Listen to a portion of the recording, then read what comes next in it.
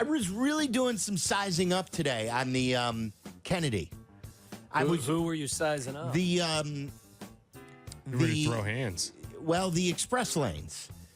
I think, judging by my eyes, if anyone in IDOT or the construction business can give me a call at 332-3776, I believe they're getting close.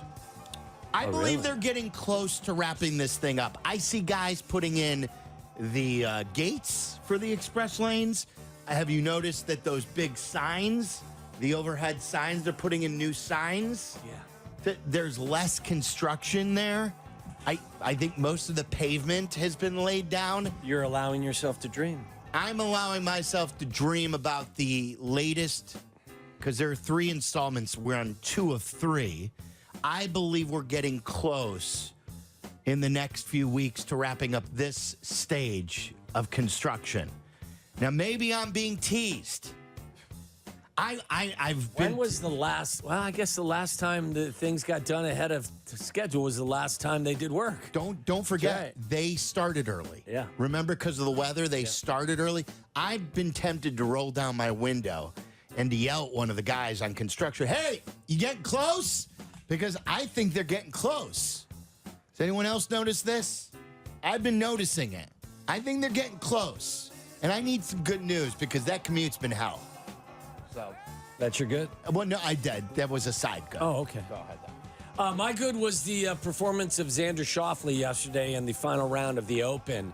Xander shot a 6-under par 65 bogey-free round and won the British Open. That is now his second major win of the season. A guy that many believed, including myself, leading into this golf season, was still not capable of actually bringing home the bacon, so to speak. He's been spectacular this year. Again, shot a 65 final round, 6-under par to win the Open. So tip of the cap and the claret jug to Xander Schauffele. Did I see that the U.S. swept the majors? They did. The United States swept the majors. First time they've done it since what was it? I think Carm said the early 80s. We would still, if there was any like competition this year, like one of those, what are the cups that they play for? There's 2. The President's Cup. Don't they have a President's? President's Cup is later this year, and the Ryder Cup is The next Ryder year. Cup was last year, right? Yes. Like in Italy. they're always like they still screw up in all the cups, don't they? The cup performance not so They've been good. terrible in Europe. Yeah. The next one's in New York, though. So Okay, well maybe we get a feisty crowd. Bad cup action. I'll just go really quick because I already gave you a side good. My good is Nate Davis out there.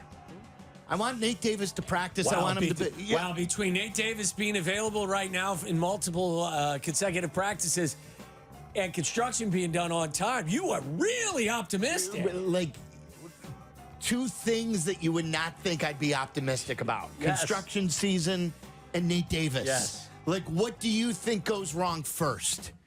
Kennedy not being wrapped up or Nate Davis goes out? What would you be less optimistic the about? most recent history is the first bit of work that was scheduled to be done on the highway got done in time or before. Yes. And Nate, not so much as reliable. So I'm going to say, so what was your question? What do you have less faith in? That Nate's going to get through a full training camp? Would that be an option? Or that the Kennedy gets wrapped up soon? I'd be less. I'm less confident that Nate's going to get through the training camp the whole time. He's a professional football player. I get it, but what happened last training camp? I know there was some extenuating circumstances, and the only reason I'm saying that is because the last project, didn't we get an opportunity to drive in the express lane sooner than they projected? Yes. Well, it's something that they've practiced 3 or 4 times, and it's a ramp-up period where they've not been in shells, I don't believe yet. No, you're not allowed to be in shells to this point. And my good is that Nate Davis has taken part in these. That's how low my Nate Davis bar is right now. But, hey, baby steps. Thumbs up, Nate Davis. Meller, what do you got? My good, I'm going to go ahead and send it out to the Hall of Fame induction of 4 very deserved people yesterday. Joe Mauer went in, so did Adrian Beltre. And if you didn't catch it, I thought it was very funny. David Ortiz actually waited till Adrian Beltre went up and then rubbed his head, which anybody who remembers watching Adrian Beltre's career is something that he absolutely hated whenever his teammates would rub his head. And so sure enough, Big Papi David Ortiz, who was a teammate of his back in Boston, waited until he went up to give his speech and then snuck up behind him and rubbed his head, which I thought was humorous. And also Todd Helton, did I say his name? And then Jim Leland, the longtime manager, of course, of the Pittsburgh Pirates, won a World Series with the Florida Marlins back in '97. Who scored the winning run? Chicken Run, Craig Counsell. Yep. And then, of course, had a couple of World Series appearances with the Detroit Tigers, but got his start with the Chicago White Sox as the third base coach under Tony La Russa. So pretty cool to see Jim Leland go in as well. So Was he smoking heaters along the third baseline back in the day when he was coaching the White Sox? good question, Waddle. I was a little young for that, so I'll have to defer to you boys Could you on that smoke? one. I mean, could you smoke in a stadium back then? Oh, yeah. I mean, Smoke anywhere. Could you? Like Could he smoke at the third base? when I was a kid, my scent of Wrigley Field was beer, cigarettes, and hot dogs mixed into one. I thought you were going to say urine. That is glorious. No, Not because the urine part. smoking was legal Yes. at ballparks. So going to an afternoon game at Wrigley Field, it was like 9-year-old me had the cigarette, beer, and hot dog. Cold beer is smoking a hot dog. That's an afternoon. I was 9, and that's what the scent of Wrigley Field was. I think you're omitting the urine, too, that was coming from I mean, I'm not wrong. Tell me I'm wrong. could be. With a trough. The I mean, troughs, yeah, yes. with the trough. But yeah, it was pretty cool. So, and Jim Leland just, whenever he is baseball for me. Old man manager baseball, Jim Leland. He is baseball. Where is Jim Leland on the power rankings for best managers of all time? I don't know. I don't know if And he what cracks. would round out your top 5, Mr. Baseball? I don't know if he cracks the top 10, but I just enjoy him for me. He's a personal fave. So he only won one World Series though. Who's so. the greatest manager of all time? Tony La Russa. Great counsel. A couple of wise asses behind there, right? Do we have Sparky one? Anderson's getting my vote. Bruce, Won a World I think- Series. And, Isn't that like for coach in the NFL? We Yeah, do. Like that's true. We know pretty easily, and we could rattle off like all the. But in like Baseball. I don't know. Like, I don't feel like it could be anyone modern because they have been kind of marginalized. Like, it has to be someone like Sparky Anderson or Tony La Russa. Maybe Bruce Bochy's the closest to a modern day guy because he's won 4 World Series and has 2 different teams. But yeah, I don't know. No one like jumps to mind. A lot of these managers' pictures I looked up, best managers of all time. A lot of them are in black and white. Yes, they are. John do you McGraw. know? Do you know who has the most victories of all time? He also has the most losses, right? Right, Is Miller? it McGraw? No, I think isn't it Connie Mack? Connie Mack, right? we're talking old school baseball now. Yeah. All right, what do you got, Charlie? What's your good?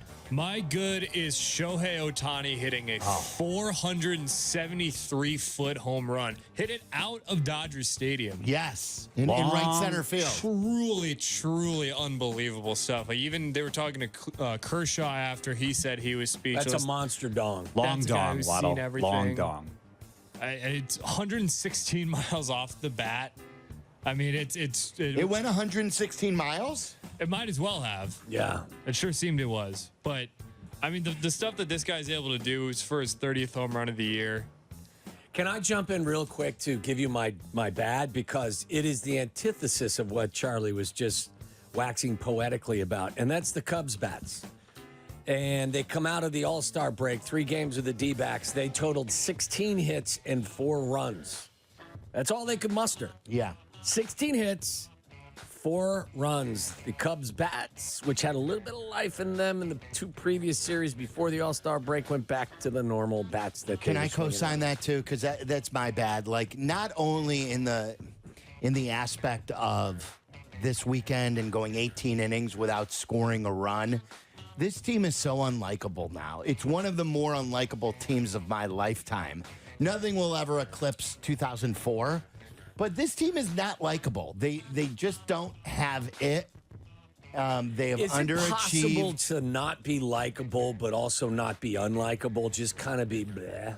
I think Because they're there's no- unlikable. I mean, Really? like, And I there's do, no- but I do I like think they're Shota. unlikable. What's that? I agree with you. I think they're completely unlikable at this point. Like, there are aspects of the team that I do like. You like Shota. Steele. Yeah, Justin Steele There is aren't any fantastic. real turds on the team. No, but their performance is turd worthy. Right. True. The bullpen is complete. It's a pile of turd. You're getting what's his face back, Merriweather. And again, like, I just don't like a team that doesn't hold itself accountable or doesn't like come to the forefront and say, look, we need to play better. We got to get our ass in You gear. really haven't heard from any players inside that clubhouse. And sometimes when you just say, look, this isn't up to our standard, sometimes that helps soothe the fan base. It still, in the grand scheme of things, wouldn't help a lot. I would hope that at least they're having that conversation behind closed doors. That, guys, this isn't we can't tolerate this. It's got to be better. And I mean, if you don't say it outside the four walls, doesn't mean it's not being said, but it also kind of maybe leads you to the conclusion that it may be a quiet locker room in there as well. Yeah, like there's no pulse is the way I keep saying it. Jesse also, I'm not saying Jesse said that, but Jesse has said that there is a missing, I don't want to paraphrase, but kind of like the message we got from Jesse, there's kind of a missing ingredient inside that clubhouse. Probably. Yeah. There's no leader either there, too.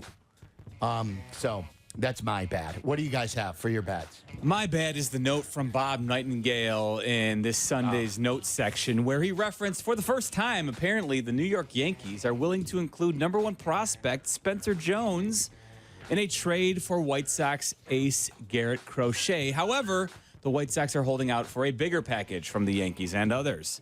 I should sure as hell hope so. Spencer Jones, 23-year-old, 6'6" power hitting prospect, is currently striking out 37% of the time in Double-A. He's got 10 home runs. The hope is that he's like the next Aaron Judge. But I swear, if you're going to pin all your hopes on that guy, good luck to you. It just makes me more and more hope that the White Sox don't trade Garrett Crochet as the trade deadline approaches. I'm with you. Like, whatever the return. Like, until that return matures and you see that you have stars, I just think building around a young, dynamic Garrett Crochet with 2 years more of control, sign him up. Sign him up. What do you got, Charlie? What's your bad? My bad is that the Raiders cannot promote their Southern California training camp. So they're doing training camp in Southern California. And apparently that because it infringes on quote unquote home territory for the Rams and Chargers, they're not allowed to actually promote that they're going to be holding training camp in Southern California. That's weird. By the way, let's get to the dirties coming up next. And someone did tweet me what they have heard about Kennedy Construction, too. Oh, which I think you may find interesting. okay, and excellent. And we'll get to the dirties next. It's Waddle and Silvy. Anything that we perceive as dirty from the weekend, what did you get? I thought that Craig Counsell breaking bad on our guy Jesse was dirty. I thought it was the dirtiest thing of the weekend. It's a bad take. Where's the bite in its hole? Here it is. This is from yesterday after a win. Earlier in the game, just like the at-bats, thinking like the seventh inning with Morrell, there's a time run at second. He's looked like he was swinging for the lake there. I don't know. What do you think about some of those? Come on, Jesse. Come on. That's your comment? Well, yeah, I'm wondering about. I think that's a bad take. I think that's a bad take. He's swinging for the lake. That's a bad take. It's a bad take. Why is that? Why is that a bad He's take? having a good at bat trying to hit the ball hard. It didn't work. The pitcher made a good pitch. He made an out. Okay. I thought it was fairly tame on both sides. It was. It wasn't Like- anything, but it seems like there's something there. Like one of the only times I've seen, and again, I didn't follow Craig closely when he was managing the Brewers, but it seems like the only time you get him like going and he's feisty is when Jesse asks him a question. Jesse is not a disrespectful journalist. He asks you important, viable questions, but doesn't get toolish when asking them. I heard Carmen say that this is a feud going back to when Jesse asked the question about Shota going through a lineup for the second game Yes. when he did face the Mets. Whether or not he was going to make adjustments. And then he, Craig Counsell had a problem with that question for Jesse, and then Shota got hit hard Hammered. in that game. Yes. And it's sort of like Jesse won that round. But I don't think Jesse ran around Wrigley, taking a victory lap. That's not what he does. So I'm Team Jesse. Well, we're always Thought it was going dirty. to stand up. Thought for it was Jesse. dirty. This is dirty. I read this about. I don't think everyone's Team Jesse. Is Good Kid Team Jesse? Is he just quietly Team Jesse? He's not Team Jesse. Okay. No. Maybe No, quietly. and a lot of people think that Jesse's like looking for clicks. And, No, he's not. No, but you know how Twitter is. Anything you don't like is just something for clicks. Yeah. That's what I've learned on Looked Twitter. like you're swinging for the lake there. People were like, Jesse's just trying to stir it up. I'm like, the last guy looking to just trying to stir it up is Jesse. And by the way, managing is helping develop players. So maybe helping Morel time and place know, he has to approach each at bat and each count a little differently. It's a viable question. Well, and I have no problem either of him standing up for Morel in Sure. that situation. Like, he's got to defend Morel. Like, and I'm sure they're coaching Morel up behind the scenes. I would hope so. I think there's a negative connotation that goes along with the phrase, that's a bad take. It's not a take. It's a question. Right.